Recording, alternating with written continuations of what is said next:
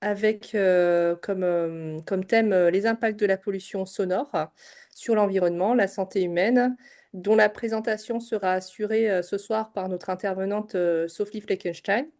Alors, je vous rappelle que les micros, voilà, sont coupés pendant cette présentation.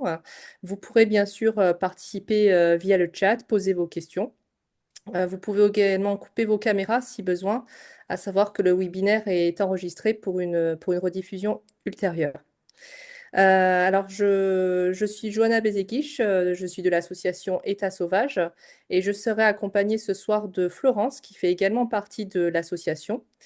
Si, voilà, comme je vous disais, si vous avez des questions, vous avez à disposition le chat, puisque un temps d'échange sera organisé à la fin de la présentation, pendant lequel Florence sera justement chargée de lire les questions et de les transmettre à notre intervenante. Alors, avant de démarrer ce webinaire, comme nous avons l'habitude de le faire, on va commencer par une rapide présentation de l'association État Sauvage qui organise justement ces temps d'échange avec des spécialistes. Voilà. Merci, merci Sophie. Alors, nous sommes une association qui a été créée en 2019 avec pour axe prioritaire la préservation de la biodiversité. Notre action, elle s'inscrit plus spécifiquement dans la préservation des forêts en France métropolitaine. Et nos deux principaux axes, je crois que c'est la diapositive d'après. Euh, merci Sophie. Nos deux principaux axes vont être la sensibilisation à travers les réseaux sociaux, la vulgarisation des connaissances scientifiques et les webinaires, bien sûr, qui permettent des moments d'échange avec les experts, avec des spécialistes. Et un deuxième volet qui concerne la préservation des écosystèmes. Alors plus exactement, nous faisons l'acquisition de forêts en France métropolitaine pour créer ce qu'on appelle un réseau, un îlot un réseau de sénescence, c'est-à-dire des espaces qui sont laissés en libre évolution pour laisser justement un peu plus de place au monde sauvage, à la biodiversité et permettre à nos forêts de se régénérer. Donc, je vais ensuite présenter notre intervenante, Sophie Fleckenstein, avant de lui passer la parole. Alors, elle est formatrice conseil sur les sujets qui sont liés à la santé et à l'environnement. Elle est également consultante en économie sociale et solidaire. Elle est juriste en droit de l'environnement de formation et elle a également travaillé pendant de nombreuses années au sein d'ONG sur les enjeux de l'environnement et de la santé. Je vous laisse désormais la parole, Sophie, et je vous souhaite à tous et à toutes un très bon webinaire. Merci. Bonsoir à toutes et à tous. On va se lancer dans cette présentation puisque du coup, on a alors un petit temps de présentation et comme le disait Johanna, un temps d'échange après. Donc, moi, je vais essayer d'être assez vigilante pour préserver ce temps d'échange et pour pouvoir répondre à vos questions si vous en avez. Donc, juste, je reviens sur ce qui vient d'être dit. Effectivement, moi, je suis spécialisée sur les questions, les interactions entre la santé, l'environnement et la santé. Et je suis juriste en droit de l'environnement de formation. Du coup, j'aurai cette déformation au cours de la présentation. Voilà, l'idée, c'est d'essayer de faire un peu le tour de la question sur, assez rapidement, hein. On est bien d'accord sur la question de la pollution sonore ou du bruit. On va regarder, je vais juste rapidement le remettre dans le contexte. On va regarder un petit peu tout ce qui est définition. On regardera quels sont les effets du bruit sur l'environnement et sur la santé. On regardera un peu aussi comment on s'organise autour de ça. Et puis, je vous parlerai de quelques actualités aussi, parce que ça bouge régulièrement. À échéance régulière, on a des informations sur la question de la pollution sonore. Donc, si ça vous va, je me lance pour ne pas perdre plus de temps. Donc, déjà, je voulais faire juste un tout petit pas de recul sur ce que représentent les nuisances sonores, le bruit, la pollution sonore. Euh, en tout cas, de mon point de vue, là où il y a un enjeu, c'est effectivement ces interactions entre l'état de notre environnement et l'impact que ça peut avoir sur l'environnement en lui-même, bien sûr, mais aussi sur la santé humaine. Il y a régulièrement des crises qui nous rappellent qu'il y a quelque chose à faire à cet endroit-là, qu'on a sûrement une grosse marge de progression.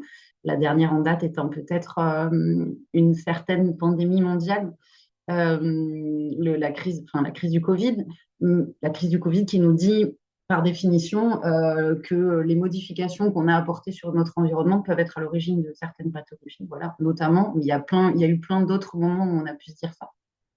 Je le redis parce que aujourd'hui, on se concentre beaucoup sur le fait que, alors il y a plein d'articles en plus qui sont sortis ces derniers jours là-dessus, sur le fait que l'environnement immédiat des êtres humains a un impact significatif sur leur santé. Je vous ai mis des chiffres Organisation mondiale de la santé, on est entre 25 33% de maladies dans le monde qui seraient directement liées à des facteurs environnementaux. Et bien sûr, là-dedans, il y a le bruit. 15% de la mortalité si on regarde au niveau français. D'accord. Donc, il y a plein de causes, d'explications. Mais on sait qu'en tout cas, en travaillant sur l'état de notre environnement, on travaille pour l'environnement lui-même, mais aussi pour l'état de notre santé. D'accord. Donc, si on préserve l'environnement, c'est déjà très satisfaisant d'un point de vue respect des écosystèmes, etc. Et en plus, il se trouve que ça a des effets bénéfiques sur notre santé, on le sait. Voilà. Donc, c'est pour ça que je voulais juste prendre ce petit pas de recul. Je vous ai juste sorti un sondage qui est sorti fin d'année 2024 où on a posé la question justement la perception des risques environnementaux à la population française et où on voit bien que ça préoccupe quand même de plus en plus de monde. Donc c'est un sujet qui est, voilà, qui est là, qui est bien dans la tête des gens et dont ils ont de plus en plus conscience sûrement quand on regarde les tendances précédentes. Quand vous leur posez la question de qu'est-ce qui vous préoccupe, je vous ai juste sorti cet extrait-là. Ce qui vient enfin, dans les premières positions, c'est les effets du dérèglement climatique. C'est peut-être pas surprenant aussi parce qu'on en parle plus. Les pesticides, pollution aux particules fines, je pense qu'on est un certain nombre, alors on est visiblement un peu de partout, mais on est un certain nombre à avoir vécu ces derniers jours des pics de pollution aux particules fines, par exemple. Donc, c'est des sujets dont on parle régulièrement. La question des substances chimiques au sens large, perturbateurs endocriniens, et le bruit. Le bruit, il arrive assez tard, mais il est là quand même. C'est quelque chose qui est évoqué quand on pose la question aux citoyens. Donc, le bruit, c'est quoi? Quand on va chercher les définitions, c'est pas très concluant. En gros, on nous dit que c'est des vibrations, c'est tout ce qui est perçu par l'oreille, c'est tout ce qui est sans harmonie. Je suis allée chercher des définitions basiques dans les dictionnaires. C'est tout ce que perçoit l'oreille. D'accord? Alors, on n'aura peut-être pas le temps de rentrer dans les détails, mais il y a quelque chose, il faut faire une distinction. Alors, quand on parle du bruit vers les êtres humains, il y a ce que reçoit l'oreille qui est mesurable et il y a la manière dont vous l'interprétez, c'est-à-dire le ressenti, la partie, oui, la partie ressentie. Et ça a une importance aussi assez considérable. On le verra un tout petit peu par la suite.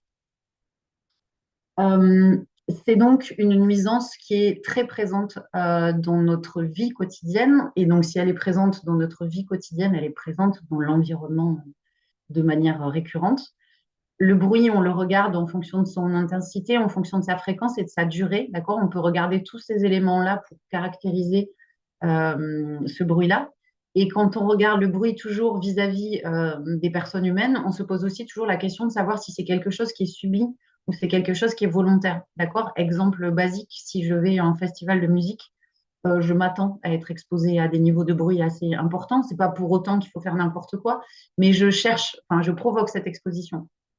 Ce qui reste le plus problématique, c'est les expositions qui sont subies, par exemple, à proximité de grands axes de circulation ou parce que c'est un sujet qui ne concerne pas tout le monde, mais c'est un sujet, le bruit à l'école, dans les établissements de manière générale qui accueillent du public et notamment des jeunes enfants. D'accord, ça, c'est des expositions qui sont subies. Et donc là-dessus, on a probablement beaucoup à faire encore. Alors, si je reviens sur les effets vraiment sur l'environnement, après, je viendrai sur les effets sur la santé, sur lesquels je passerai du temps, mais c'est parce que c'est aussi mon cœur de métier. Les effets sur l'environnement, ils sont significatifs, ils sont plutôt bien renseignés, hein. C'est quelque chose qu'on connaît depuis assez longtemps maintenant. On a des études qui datent de plusieurs dizaines d'années et qui sortent là aussi régulièrement, qui nous montrent que le bruit affecte les écosystèmes, affecte le comportement des animaux. Voilà, il y a plein de modifications qui sont induites par une exposition à la pollution sonore. D'accord? Donc ça, on le sait, on le renseigne et on le sait très bien. Pas pour autant que derrière, on met en place des choses très significatives, mais en tout cas, c'est quelque chose qui n'est pas discuté, pas discutable, parce qu'on a des connaissances scientifiques quand même assez importantes là-dessus. Je vous ai mis juste quelques exemples à titre d'illustration. C'est des exemples relativement récents. Un exemple sur la pollution sonore et les populations de poissons. Ça, c'est une étude qui date de 2020 qui nous explique qu'en fait, l'exposition au bruit les affaiblit et les rend plus vulnérables aux maladies. Et du coup, cette exposition va provoquer des perturbations dans ces populations-là. Je vous ai donné un autre exemple, ça tombe bien parce que du coup, on parle d'arbres. On a des études, on en a plusieurs. Là, je vous donne l'exemple d'une étude qui date de 2021 qui nous explique qu'on connaît le bruit, l'impact du bruit de la pollution sonore sur les arbres. On sait notamment que ça a tendance à chasser les pollinisateurs et du coup, ça perturbe un peu tout le fonctionnement. On avait regardé, on a plein d'études qui nous renseignent sur l'impact sur le court terme. Cette étude-là, elle était intéressante parce qu'elle était plus sur l'impact sur le long terme. Et les équipes de chercheurs qui se sont intéressées à ça, donc ils ont observé sur une zone boisée, ils se sont rendus compte que même quand on stoppe l'exposition, donc on diminue les pollutions sonores, on a des effets sur le long terme, avec notamment une baisse significative du nombre de jeunes pousses, par exemple, dans la zone concernée. Donc on a vraiment quelque chose de significatif, même quand la nuisance finit par être arrêtée. Donc il faut tenir compte de ces effets sur le court terme et de ces effets sur le long terme. C'est aussi valable quand on parle d'être humain. Mais ça, c'est voilà, des études intéressantes qui sont sorties assez récemment. Un incontournable, peut-être celui, mais dites-moi si je me trompe, dont on entend quand même parler un petit peu, c'est l'impact du bruit dans l'océan et dans la mer sous-marin. Ça, il me semble qu'on en parle un petit peu. On a aussi de très bonnes informations là-dessus. On connaît les perturbations qui sont engendrées par ces expositions aux nuisances sonores, aux vibrations. On sait qu'il y a des réactions comportementales qui sont assez significatives et que ça peut avoir des dommages sur les populations qui vivent dans ces milieux-là, y compris, enfin, sur le court terme, mais aussi sur le long terme, avec du coup des changements notamment de trajets migratoires. Ça, c'est des choses dont on entend parler assez régulièrement. Donc voilà, ça, ce sont des exemples d'effets. Il y en aurait plein d'autres, hein, mais on n'a clairement pas le temps, d'effets d'impact des pollutions sonores sur l'environnement. Juste sur le sujet du bruit marin, on a en France une communauté qui s'est créée autour de ces questions-là, autour du ministère de la Transition écologique et de l'Office français pour la biodiversité, pour essayer de se tenir à jour des données dont on dispose là-dessus et d'essayer de mettre en place des choses pour essayer de faire évoluer la situation, en fait, tout simplement avec des guides et des accompagnements. Voilà, je le signale juste à cet endroit-là parce que c'est assez intéressant. Euh, donc, en gros, si je devais résumer, et je vais être obligée de résumer parce qu'on n'a pas énormément de temps, mais voilà, on perturbe les systèmes de communication, on perturbe physiologiquement les animaux, on perturbe les comportements alimentaires, les comportements de reproduction, la gestion des habitats, des migrations, on perturbe les relations de prédation. Ça aussi, c'est quelque chose dont on entend parler, me semble-t-il, régulièrement. Donc tout ça, alors c'est pas la totalité des impacts du bruit sur l'environnement, mais c'est une partie de ces impacts qui sont, quoi qu'on en dise de toute façon, significatifs, ça c'est certain, et je répète, bien renseignés. Après, il y a l'impact des nuisances sonores sur nous, êtres humains. Euh, Pendant très longtemps, alors ça, on peut dire que c'est bien renseigné. Ce qui est bien renseigné, c'est les effets auditifs du bruit. D'accord? On sait, tout le monde sait ici, j'imagine que si je m'expose à des niveaux de bruit trop importants, je risque d'avoir des effets immédiats, de gêne, par exemple, mais des effets sur le moyen ou le long terme aussi, avec des baisses d'audition, avec des acouphènes, des choses comme ça. Ça, c'est quelque chose qu'on sait quand même assez bien. Qu'on sait, ce qu'on sait, mais qu'on dit moins bien, c'est tous les effets extra-auditifs du bruit. Euh, on va y revenir juste rapidement, mais ça, on le mesure de mieux en mieux. Le tout, enfin, quand on fait le tour de cette question-là, on se rend compte que de toute façon, on a des effets délétères assez importants sur la santé humaine et qu'après, ce que je vous disais pour commencer, il y a un côté très subjectif. Un même niveau de bruit n'est pas perçu de la même manière par deux personnes différentes et ça, il faut en tenir compte et on en tient compte pour évaluer les effets sanitaires. D'accord? Il y a voilà, des enfants qui sont en train de jouer dans une pièce la plupart du temps, ils sont plutôt cool, à l'aise avec le fait qu'il y ait beaucoup de bruit. Les gens qui s'en occupent toute la journée, ils ne le vivent pas tout à fait de la même manière. Alors, sur les effets auditifs, on a les mêmes. Sur les effets extra-auditifs, du coup, on n'a pas les mêmes résultats. D'accord? Donc, auditif, voilà, perte auditive partielle sur le court, moyen, long terme, avec des effets parfois irréversibles. Et tout ce qui est extra-auditif, donc, c'est plus perturbation du sommeil, facteur de stress. Donc, on lit parfaitement des troubles cardiovasculaires, des troubles digestifs, des perturbations du système endocrinien liées à la pollution sonore. Donc, ça, on le renseigne de mieux en mieux. Et du coup, on essaie d'en tenir compte de mieux en mieux aussi. Pour information, l'Organisation mondiale de la santé, aujourd'hui, elle dit que le bruit, c'est vraiment un des risques environnementaux majeurs au niveau international, d'accord? Que ça a un impact significatif sur l'environnement et sur les citoyens. L'OMS, elle s'occupe plus enfin, essentiellement de santé humaine. Donc voilà, on a des chiffres là-dessus et elle dit, l'Organisation mondiale de la santé, que ce sera probablement une des prochaines grandes crises de santé publique dans le monde. D'accord? Elle est très insistante là-dessus. Euh, son premier, euh, son premier sujet qu'elle a dans le viseur, c'est la pollution de l'air. Le deuxième, c'est clairement le bruit, mais parce que ça fait partie ce qui a le plus d'impact sur notre santé. Je vous ai mis un extrait d'une publication de l'Agence européenne de l'environnement sur le nombre de personnes qui sont touchées, donc une personne sur 5 au moins qui a des effets délétères sur sa santé au sein de l'Union européenne, par exemple. Donc ça, c'est assez bien renseigné aussi. L'Organisation mondiale de la santé, tenant compte de ça, très tôt, elle a publié des niveaux de bruit à respecter. Donc ça fait partie des choses qui existent aujourd'hui. On a des guides pour essayer d'agir dans ce domaine-là. Je voulais juste signaler à cet endroit-là aussi que le Covid, dont je parlais au début, nous a permis de vivre une situation totalement exceptionnelle en termes de bruit. Il y a beaucoup de choses qui ont été produites depuis. Alors, on pourrait considérer que c'est un effet bénéfique du Covid.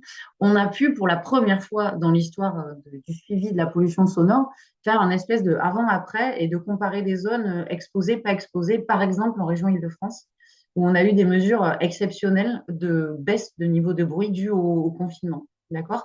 Donc là, il y a beaucoup de choses qui ont pu être traitées et interprétées et qui vont servir probablement pour la suite, la mise en place des politiques publiques autour de ces sujets-là. Donc, je vous ai mis des exemples de publications.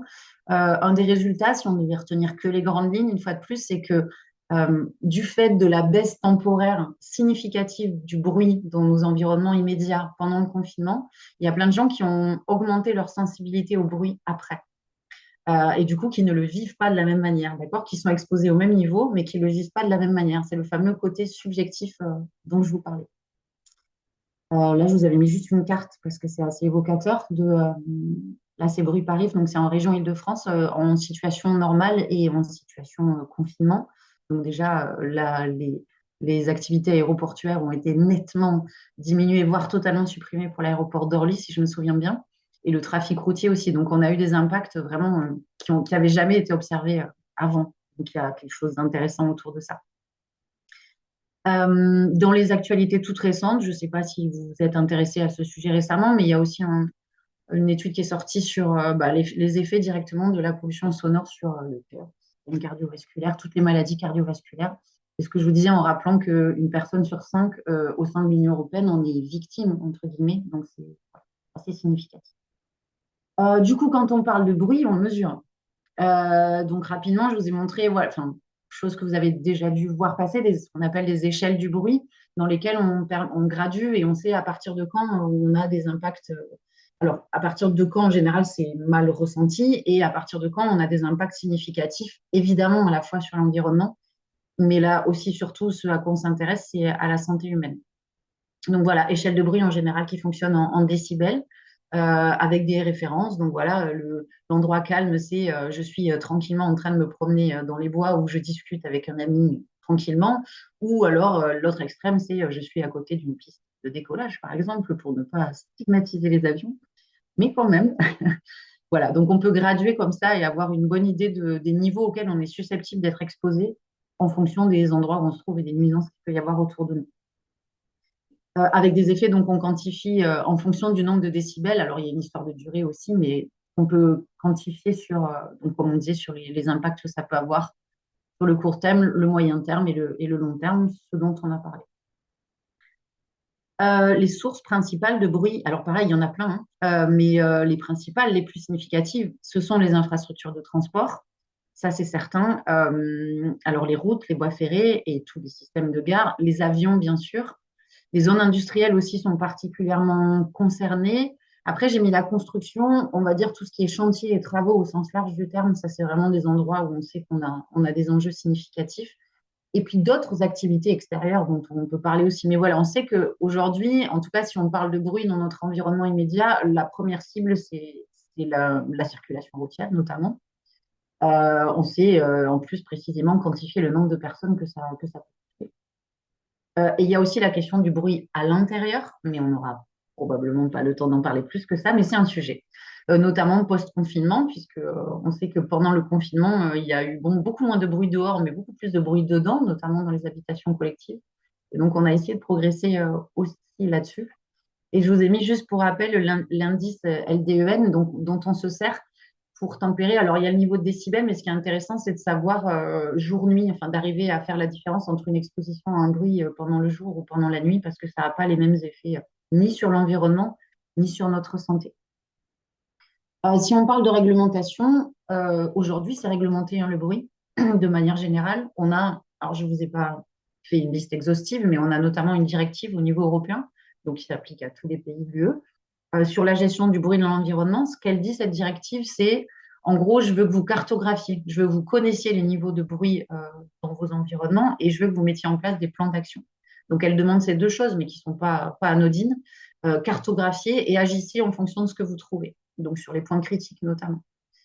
Euh, alors, ça concerne aussi principalement, évidemment, toutes les infrastructures de transport, les zones aéroportuaires beaucoup et les cœurs d'agglomération. Donc, je cartographie, je fais des cartographies du bruit et je mets en place des plans de prévention de bruit dans l'environnement. Ça, c'est un dispositif qui existe aujourd'hui. Vous allez voir, on n'est pas super doué pour le faire. Je vous ai mis juste un exemple de cartographie. Ça, c'est une cartographie du bruit routier à Paris.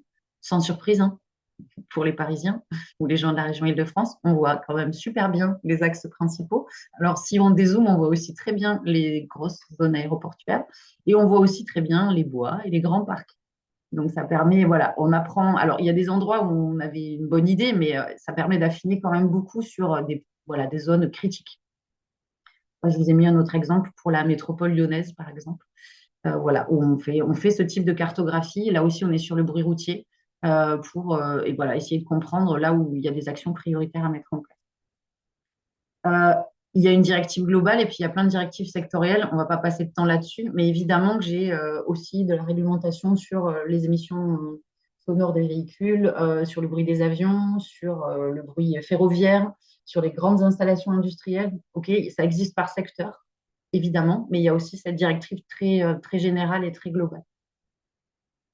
En France, on a un plan national santé-environnement. C'est celui qui s'occupe le plus de la question du bruit. Alors, le plan national santé-environnement, c'est un plan, c'est pas une loi, c'est pas de la réglementation, c'est un état des lieux et des actions qu'on essaie de mettre en place et de financer et sur lesquelles on identifie les parties prenantes. Donc, il y a tout un volet qui est dédié à la question de la réduction de l'exposition au bruit. Alors, sur une question, la vision très pratico-pratique et basique, et je vais suivre l'audition tout au long de ma vie et me faire accompagner, mais aussi je dois penser à intégrer la question du bruit quand je fais de la rénovation énergétique, de la rénovation acoustique, notamment dans tout ce qui est logement social, à proximité des infrastructures. De manière générale, essayer d'améliorer, de progresser sur des lieux de tranquillité pour les citoyens.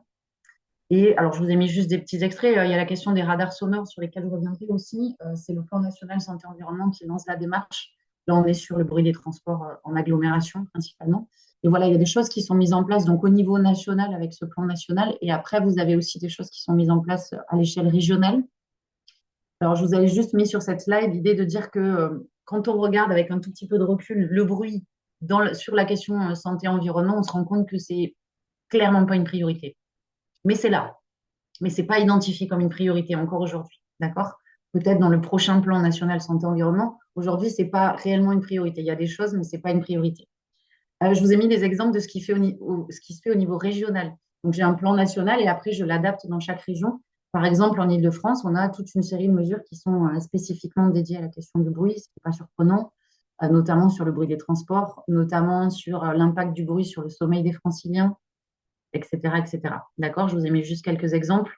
Comme je suis toulousaine, je suis allée vous chercher l'exemple du plan régional santé-environnement Occitanie, qui fait aussi des choses là-dessus, alors qui travaille beaucoup sur la question de la musique amplifiée, mais aussi, alors tout ce qui est lieu de culture, lieu festif, etc., mais aussi sur la question de la conception, des réflexions sur la pollution sonore à la conception des bâtiments et au moment des rénovations. Donc voilà, ce ne sont que quelques exemples. Après, je vous l'ai dit, quand on fait les cartes du bruit, on a des points noirs du bruit. On essaie d'y travailler là-dessus aussi, sur les zones où vraiment on a du bruit, des niveaux de bruit qui sont excessifs. et où on sait que ça a un très gros impact à la fois sur la biodiversité, mais aussi sur la santé des populations. Alors ça, c'est typiquement les zones aéroportuaires, les zones commerciales, les zones industrielles. On a des actions spécifiques sur ces zones-là. On essaie de les identifier et de mettre en place des choses voilà, plus ciblées, plus efficaces, plus rapides en tout cas, parce qu'on a un enjeu particulier. On n'y arrive pas toujours très très bien, mais il y a des choses qui ont été mises en place. Il y a notamment la SNCF qui travaille beaucoup là-dessus avec des agences de l'État, dont le CEREMA, notamment sur les très grands logements à proximité des axes ferroviaires, parce qu'on sait que là-dessus, on a de gros points noirs. Petite série d'actualités. En 2021, alors ça date un peu, mais c'était un peu important au moment où c'est sorti. L'ADEME sort une étude pour, alors l'ADEME pas toute seule, mais l'Agence de la transition écologique sort une étude pour dire, OK, le bruit, on est bien renseigné, on connaît les impacts sur l'environnement, on connaît les impacts sur la santé, on a des politiques publiques. Je vous rappelle juste que ça nous coûte 155 milliards d'euros chaque année en gestion de ce qu'on appelle les externalités négatives. D'accord? Donc, tous les gens qui sont atteints, l'impact que ça peut avoir sur la biodiversité, etc. Donc, l'idée, c'est, alors, on a affiné en parlant de coût social du bruit. Dire si on n'agit pas parce qu'on est convaincu que c'est nécessaire pour protéger la santé publique et l'environnement, agissons peut-être parce que ça nous coûte trop cher. C'est quelque chose qui revient régulièrement aussi sur la question de la pollution de l'air. Hein. On a ces quantifications qui sortent régulièrement pour dire ben faut y aller, ne serait-ce que parce que ça coûte extrêmement cher à la collectivité. Voilà, après, on ne va pas rentrer dans les détails, mais ils affinent sur quelle est la part liée au bruit du transport, au bruit du voisinage, le bruit au travail, etc. Donc, tout ça est plutôt très, très bien renseigné. Donc voilà, si je devais résumer, on a cette directive européenne qui nous oblige à connaître, à savoir, à cartographier et à mettre en place des plans d'action. On en tient compte aussi dans tout ce qui est aménagement et urbanisme. On en tient compte autour des grosses infrastructures de transport. On a mis en place des observatoires. Pour faire des cartographies, il faut des observatoires. Hein. Donc, je vous ai mis des liens après vers des organismes comme Bruit Paris, par exemple, qui font la cartographie. On organise des événements régulièrement, comme les assises nationales de la qualité de l'environnement sonore et non plus les assises nationales du bruit. Voilà, donc il y a des choses qui se structurent autour de ça à un niveau national. Hein. Il y aurait plein d'autres choses à signaler, mais je n'ai pas le temps. Là, je vous ai mis quelques exemples. Toulousain, toujours pour le premier, où actuellement, par exemple, à Toulouse, on est en train d'élaborer le futur plan de prévention du bruit et du coup de consulter la population là-dessus. Je vous ai mis un autre exemple d'outils qui sont mis à disposition par les services de l'État, par exemple, sur la question de l'urbanisme pour accompagner les aménageurs et pour tenir compte de la question de la pollution sonore, par exemple. Ça, c'est encore une diapo à destination des Toulousains. C'est juste pour montrer à quoi ressemble l'impact de la pollution sonore d'un aéroport sur une grosse agglomération française. Toulouse, on a un aéroport qui est quand même excessivement près du cœur urbain. Donc voilà, quand on cartographie le bruit, ça donne des choses comme ça. Donc, ça permet de voir que ça touche à la fois énormément de milieux urbains, mais aussi beaucoup de zones naturelles.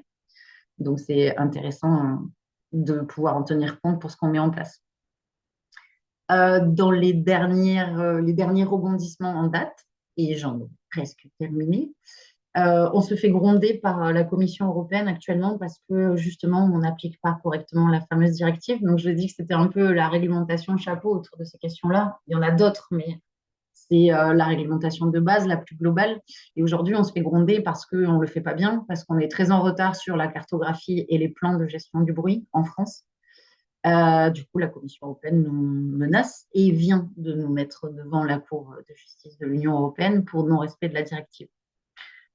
Si elle le fait, c'est parce qu'elle est convaincue que la réglementation est nécessaire et c'est aussi parce que la Commission européenne, elle s'est engagée dans le pacte vert européen à réduire significativement les niveaux de pollution en Europe. Et dans les pollutions, il y a la pollution sonore.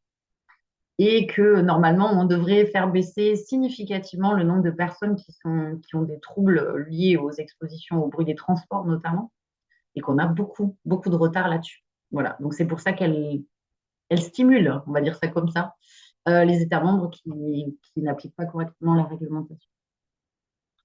Il y a aussi des choses qui sont sorties très très récemment, là en janvier, sur le bruit dans le milieu du travail, avec, si on fait une comparaison entre des études précédentes, par exemple, qui étaient sorties il y a 3 4 ans, et aujourd'hui, on se rend compte qu'il y a de plus en plus de travailleurs qui se disent impactés par les nuisances sonores. Alors là, on est vraiment sur les effets sur la santé humaine, mais voilà, ça permet de rappeler ce sujet-là aux oreilles des pouvoirs publics, notamment. Euh, Dans les dernières évolutions en date aussi, il y a un label qui a été mis en place, je vous le signale parce que je trouve que c'est intéressant, un label qui s'appelle Quiet, qui est justement dédié à labelliser des zones de calme, puisque maintenant, et la directive nous le demande, il faut faire baisser le bruit, cartographier, faire des plans, mais il faut aussi préserver les zones de calme.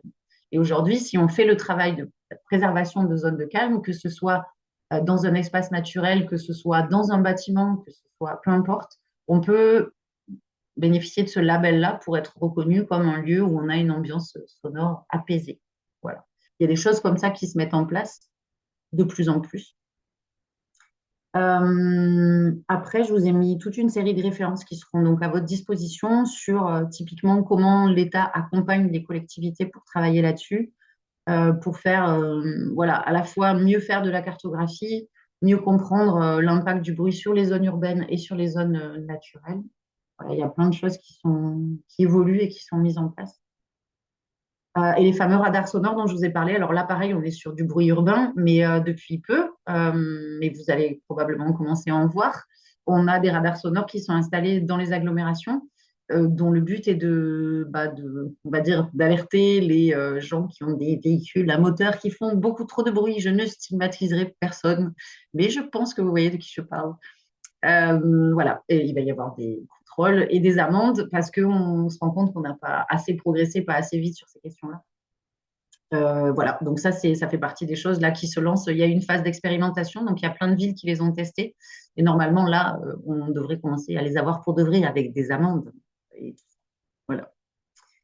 Je vous avais rajouté la Cour des comptes européenne qui nous dit la même chose que ce que nous a dit la dame, hein, que ça nous coûte beaucoup trop cher. Et il faut qu'on avance là-dessus au niveau européen. Les grandes villes sont encore beaucoup trop bruyantes et beaucoup trop polluées en termes de qualité de l'air. Donc ça aussi, c'est relativement récent, ça date de janvier. Et voilà, je vous ai mis les liens, mais qui vous seront renvoyés parce que c'est pas facile de trouver des informations sur le bruit. On a un Conseil national du bruit en France qui accompagne les décideurs sur ces questions-là, qui publie pas mal de choses intéressantes et qui organise aussi régulièrement ce qu'ils ont appelé les décibels d'or. Donc, qui récompense des initiatives innovantes et probantes pour faire baisser la pollution sonore. La référence, c'est aussi le centre d'information sur le bruit, qui s'appelle maintenant bruit.fr, une association qui travaille aussi, qui publie beaucoup de choses là-dessus et des choses assez intéressantes. Et les organismes de surveillance, si vous allez sur le site de Bruit Paris ou celui d'Acousité à Lyon, vous avez énormément de choses. Alors oui, sur le bruit en Île-de-France ou en région lyonnaise, mais beaucoup plus largement sur le bruit, les enjeux, la surveillance. Il y a plein de choses là-dessus. Je vous ai mis le lien aussi vers les assises nationales du bruit. Et le ministère qui s'occupe de ça, transition écologique, santé, et les sites de l'État aussi qui reprennent un peu de manière globale tout ce qui se dit autour de la question des nuisances sonores. Voilà. Je parle vite, j'en ai conscience et je m'en excuse. Non, c'était parfait, Sophie. Merci beaucoup. Merci pour cette intervention très riche. Maintenant, effectivement, on va avoir un temps de questions, d'échanges. Et pour ça, je vais laisser la parole à Florence pour les questions qui ont été posées. Alors, bonsoir à tous. Alors, effectivement, on a quelques questions. Euh, Tout d'abord, euh, comment expliquer la permanence de l'impact du bruit sur l'environnement, même après qu'il ait été stoppé? C'est une question intéressante. Il faut lire cette étude dans le détail. Elle est super, elle est vraiment très bien faite. En gros, ce qu'ils disent, c'est que on mesure les effets immédiats. Donc, je vous ai dit typiquement, par exemple, la baisse de fréquentation des pollinisateurs.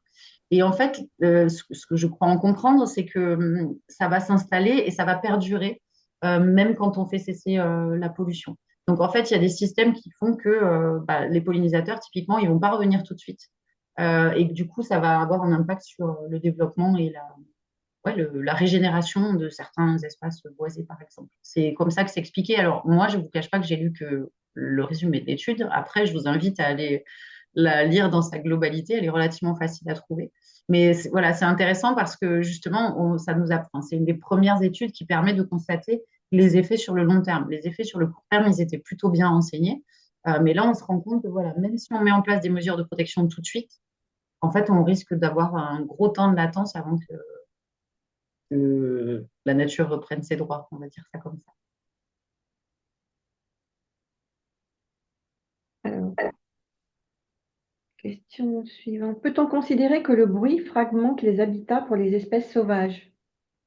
Oui, on le considère, il y a des études qui nous le disent d'ailleurs, qui nous le disent très bien. Ça a un impact significatif sur les habitats et ça serait un projet. Alors moi, j'en ai déjà entendu parler et je ne pense pas que ça existe d'un point de vue réglementaire aujourd'hui chez vous. J'imagine, vu les questions que vous connaissez les histoires de trams vertes, bleues, brunes, les trams noires aussi, où on essaie justement de préserver les continuités écologiques entre des réservoirs de biodiversité, donc à la fois par l'eau, mais aussi par le sol, depuis un peu moins longtemps par la terre et aussi en termes d'espaces protégés de la pollution lumineuse.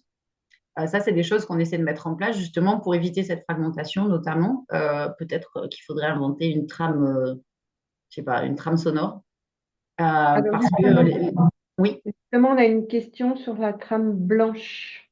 ah, c'est trame blanche, c'est son nom. Ok, parce que moi, j'en ai déjà entendu parler, mais j'ai rien vu de concret dans la réglementation. Mais effectivement, c'est exactement la même démarche qui est parfaitement logique, de se dire que si on préserve toutes les autres continuités, il va falloir aussi qu'on soit capable de préserver celle-ci. Donc, trame blanche, vous m'apprenez le terme officiel. Voilà, donc la question c'était où en sont les dispositifs trame blanche en France? À ma connaissance, pas encore acté dans la réglementation pour l'instant. Mais il y a pas mal de monde qui travaille dessus, c'est certain. Par contre, à ma connaissance, pas acté dans la réglementation. Merci. Alors, question suivante. Qu'en est-il de la question des éoliennes pour les humains comme le non-humain? Vous voulez me parler de l'impact de la pollution sonore Oui. enfin ouais, la pollution sonore générée par les éoliennes, c'est un sujet que j'aime beaucoup.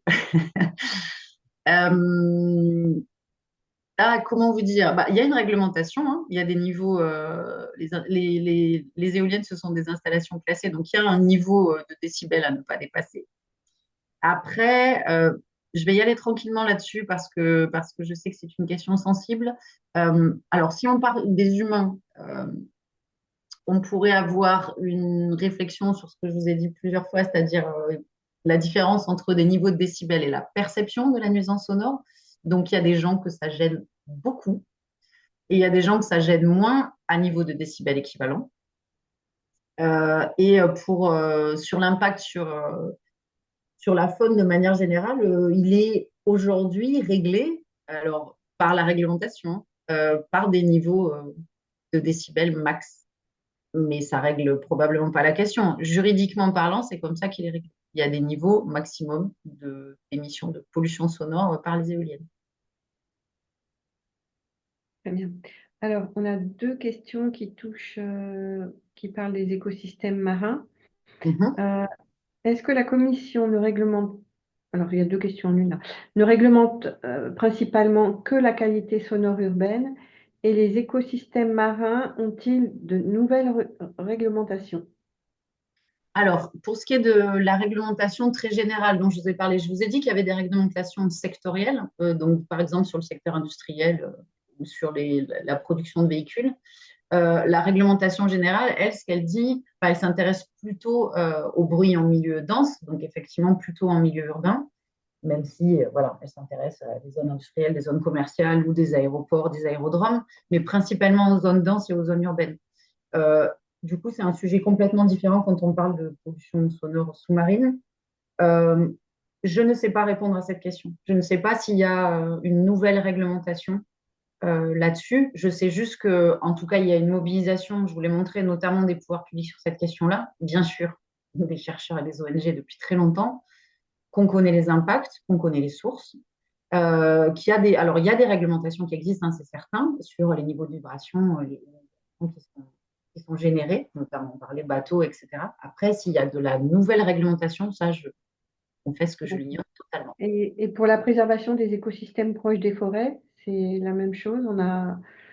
Est-ce qu'il y a des règlements? Non, il n'y a pas de nouvelle réglementation non plus en ce qui Alors, est. nouvelle réglementation, pas à ma connaissance non plus. Après, ce que je vous ai dit, c'est quand on cartographie le bruit plutôt sur les zones denses, on a aussi des résultats qui sont intéressants, notamment pour les zones de forêt. Moi, si je prends mon exemple toulousain, par exemple, avec la cartographie du bruit de l'infrastructure aéroportuaire, c'est quelque chose qui va générer des nuisances assez importantes sur une grosse zone boisée qui s'appelle la forêt de Bouconne, qui est bien connue des Toulousains.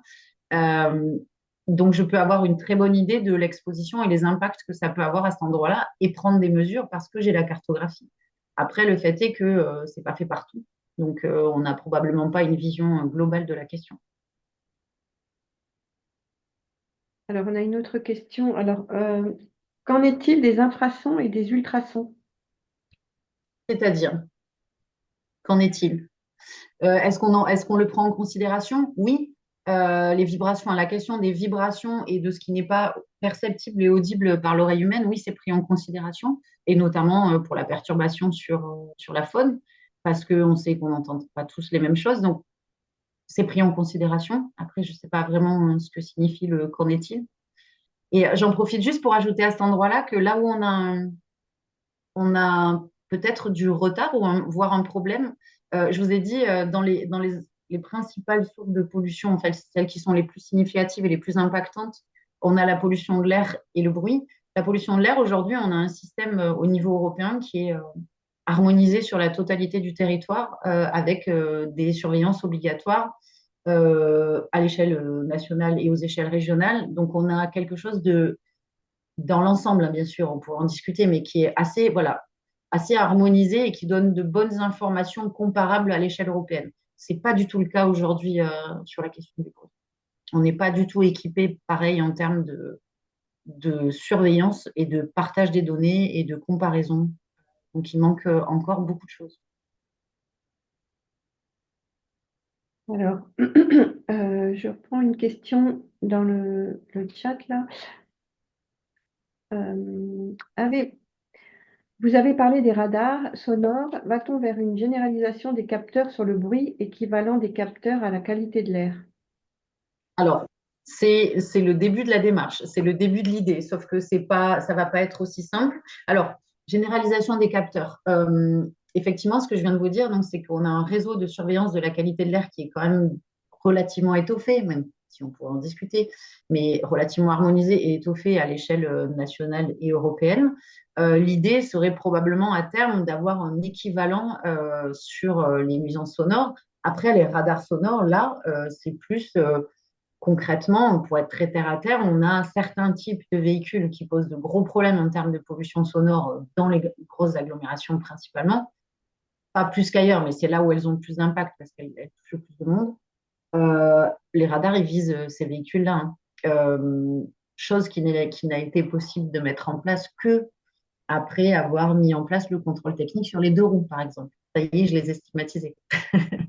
Mais on ne pouvait pas mettre en place ça tant qu'on n'avait pas de contrôle technique et de réglementation sur les deux roues. Maintenant, c'est le cas. Alors, d'accord, ça va prendre un certain temps, mais ça va finir par être le cas.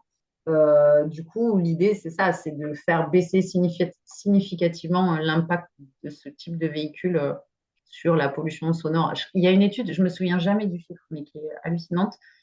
C'est Bruit Paris qui l'avait faite et qui l'avait publié il y a longtemps déjà, mais qui disait qu'un scooter mal réglé qui traverse Paris à 4 heures du matin, ça réveille plus de 15 000 personnes, je crois. Voilà. Et c'est juste hallucinant en termes d'impact. Alors, réveiller quelqu'un, c'est peut-être juste, vous allez l'entendre, vous retournez dans votre lit et pas plus. Sauf que ça, on sait que ça a un impact sur votre système cardiovasculaire, indépendamment du fait que vous ayez eu conscience de vous réveiller, par exemple. Donc, en fait, c'est ça, hein, c'est essayer d'aller mettre un focus sur une problématique particulière en milieu urbain. Après, certainement qu'à terme, c'est le début ouais, de la généralisation et de l'harmonisation d'une surveillance équivalente. Alors, avant d'atteindre le niveau de surveillance qu'on a sur la qualité de l'air, il va se passer du temps, mais c'est sûrement le début du mouvement, probablement. Alors du coup, là, on a une question de Sophie. Où est-ce que l'on trouve des zones calmes en région parisienne? Ah, mais il y en a plein. Allez voir les cartographies du bruit. Alors, je ne sais pas si elles sont labellisées. Il y en a plein. Il y en a. Sur les cartes que je vous ai montrées, on voit bien que quand on est au cœur du bois de Vincennes, ça se passe plutôt bien. Alors, je suis d'accord, par expérience, il vaut mieux être au cœur du bois de Vincennes parce que sur les bords, on entend beaucoup, beaucoup le trafic routier. En fait, allez voir la cartographie, allez sur le site de Bruit Paris, parce que d'abord, je trouve que c'est presque joli et super intéressant. Les cartes du bruit, je les trouve toujours chouettes. Et ça permet d'identifier justement ces endroits qui sont aujourd'hui préservés. Donc, on voit les grands parcs, on voit les Père-Lachaise, etc. Et ça, c'est des zones de calme officiellement, puisqu'elles ne dépassent ni le jour ni la nuit des niveaux importants de bruit. Alors, ça ne veut pas dire qu'il n'y en a pas, ça veut dire qu'elles sont considérées comme des zones de calme parce qu'elles ne dépassent pas certains niveaux. Et ce que je vous disais, alors vous pouvez les trouver, et surtout maintenant, ce qui est intéressant, c'est que on incite, la réglementation incite de plus en plus à les préserver. C'est-à-dire qu'aujourd'hui, vous n'allez pas avoir le droit de mettre en place une activité qui va avoir un impact, notamment en termes de pollution sonore, sur une zone répertoriée comme calme. Vous n'aurez pas le droit de dégrader la situation. Mais allez voir les cartographies. Le mieux pour les repérer, c'est d'aller voir les cartographies du bruit. Très bien. Alors, autre question. Quels exemples d'initiatives locales, nationales ou internationales trouvez-vous particulièrement efficaces pour lutter contre le bruit? Alors, il y a des initiatives. Le problème, c'est qu'il y en a à peu près à toutes les échelles, même indépendamment du fait que ce soit local, national ou international, parce que vous pouvez agir de plein de manières différentes. Moi, il me semble qu'il y a eu. Alors, si on parle de vie quotidienne et d'être humain et de génération à protéger, il y a eu ces dernières années beaucoup d'initiatives dans les structures qui accueillent des jeunes enfants. Alors, probablement pas assez, parce qu'il y a encore de fortes plaintes de la part des gens qui y travaillent, mais sur la sensibilisation des occupants, donc notamment des enfants. Alors, vous savez que le pire endroit en termes de bruit pour un être humain dans sa vie quotidienne, c'est la cantine. La cantine, c'est l'angoisse absolue du bruit. Donc, il y a eu des choses qui ont été mises en place, notamment là-dessus, alors qui sont loin d'être parfaites, mais je trouve très intéressante la démarche d'aller sensibiliser les enfants. Donc, ils ont des échelles du bruit avec des espèces de signal visuel par couleur pour dire attention, là on dépasse. Du coup, après, il y a des petits rites qui sont mis en place pour faire baisser les niveaux de bruit avec une petite musique douce qui se déclenche, avec des choses comme ça. Ça a été, c'est pas partout, mais ça a été quand même beaucoup mis en place dans les établissements scolaires. Et je trouve que c'est intéressant parce que ça fait baisser les niveaux de bruit et ça sensibilise les jeunes générations à cette question-là. Donc ça, ce serait vraiment quelque chose sur la vie quotidienne. Après, au niveau plus global, ouais, peut-être considérer un peu plus la question, parce que le plus important, on l'a vu, c'est le trafic routier. Enfin, en tout cas, c'est une source significative qui touche les zones denses, mais aussi du coup, les zones préservées, naturelles, non artificialisées, on va dire. Le trafic routier, c'est bien qu'on s'y intéresse plus. Alors après, il y a déjà plein de choses qui sont mises en place, mais qui fonctionnent plus ou moins bien. Euh, la question du trafic aérien, c'est un gros sujet aussi. Alors, il me semble qu'on s'intéresse aussi quand même de plus en plus à la question du bruit sous-marin qui a été ignoré pendant de très nombreuses années. Ça, c'est peut-être un mouvement intéressant. Alors, cela dit, on s'y intéresse. Après, ça ne veut pas dire qu'on met en place des choses forcément immédiatement très impactantes, mais on s'y intéresse. Ça, c'est plus au niveau international. Et après, il y aurait plein de petits exemples. Le fait qu'on intègre la question du bruit dans les plans locaux d'urbanisme, ça aussi, c'est pas dommage, comme on dit, que ça arrive enfin. Qu'on réfléchisse à ça au moment des aménagements, au moment des restructurations. Mais par contre, voilà, on fait encore beaucoup de bêtises. Et du coup, à notre niveau individuel, comment peut-on agir pour faire baisser cette pollution? Existe-t-il des préconisations ou des bonnes pratiques auxquelles on peut avoir accès à l'instar de celles permettant la réduction de la pollution lumineuse? Euh, des bonnes pratiques qu'on peut appliquer soi, bah, après, ça relève presque du bon sens, c'est-à-dire ne pas être soi-même une source de pollution sonore. Donc, ça veut dire, je sais pas, par exemple, faire correctement régler son scooter ou réparer le trou dans le pot de sa voiture ou, enfin voilà, des choses comme ça. Après, ça, enfin, ce que je disais que le principal de l'exposition, c'est quand même subi. On peut faire quelque chose de très classique. On peut dire que voilà, si la pollution sonore, c'est un sujet et c'en est un aujourd'hui, on peut réfléchir à sa place dans ce système-là, exactement comme on le fait sur la pollution de l'air. Donc, typiquement, si le bruit du périphérique m'est insupportable, ben, peut-être que je peux essayer tous les modes de déplacement doux. Si le bruit de l'aéroport, du décollage et des atterrissages des avions m'est insupportable, bah, peut-être que je peux reconsidérer mes modes de déplacement pour mes voyages. Ça, je vous sers de la tarte à la crème, mais c'est vraiment la base des réflexions qu'on peut avoir soi-même.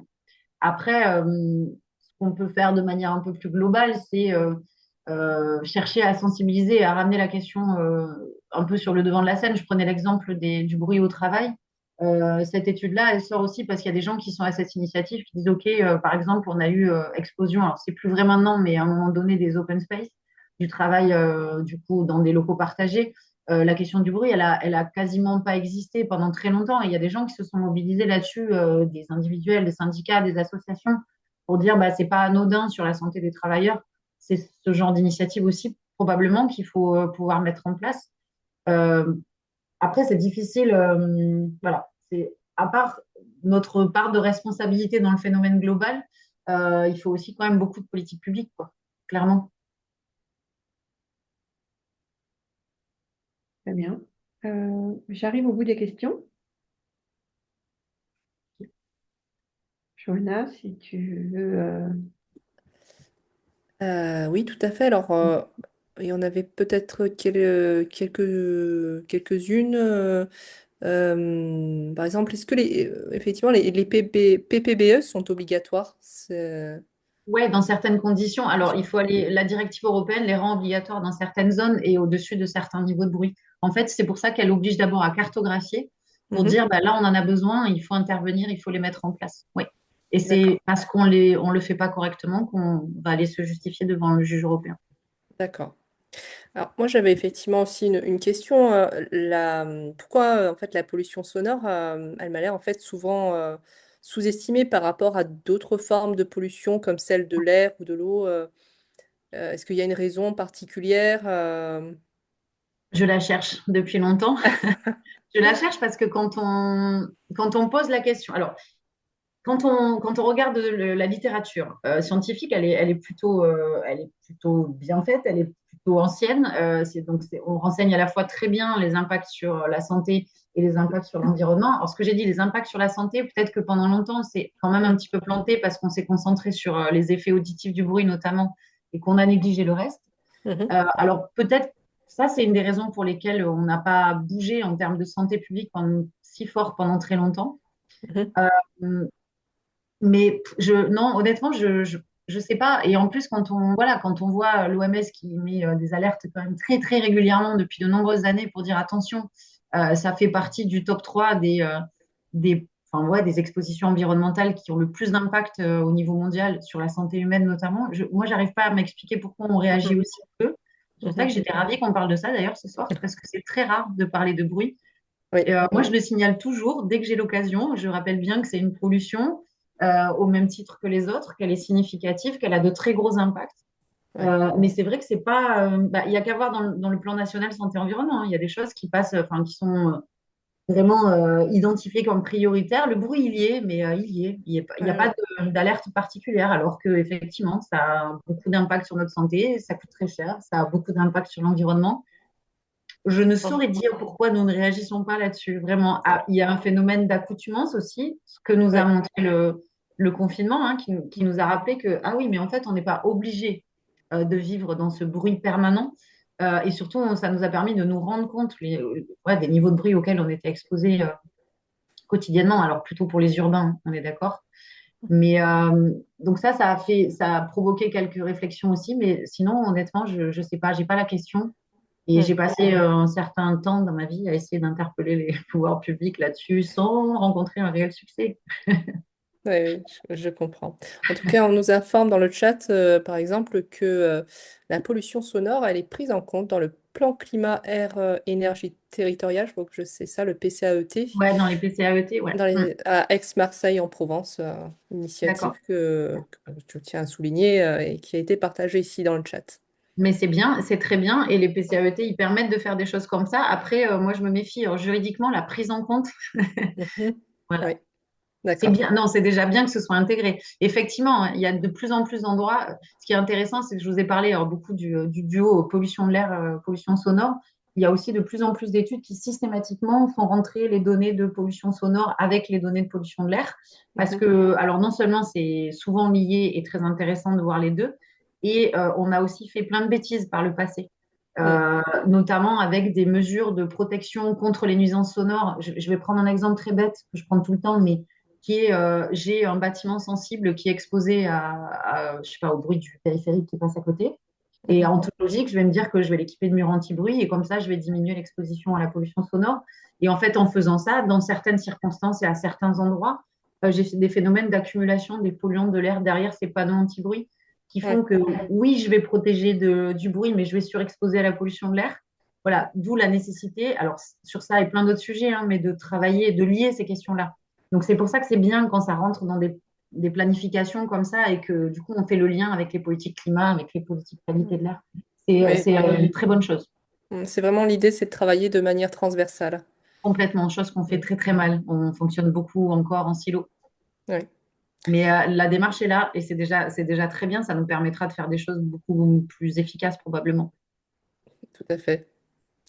Alors, je crois qu'on a fait le tour des questions, Sophie, et je trouve qu'il y en a eu pas mal. Mhm. Je vous remercie en tout cas beaucoup pour, s'il n'y a pas d'autres questions, je pense que nous allons clôturer ce webinaire. Je vous remercie beaucoup, Sophie, pour cette intervention de grande qualité. Je remercie également à tous et à toutes d'avoir participé ce soir et je vous souhaite une excellente soirée. Merci beaucoup. Bonne soirée à tout le monde. Merci Bonsoir. beaucoup.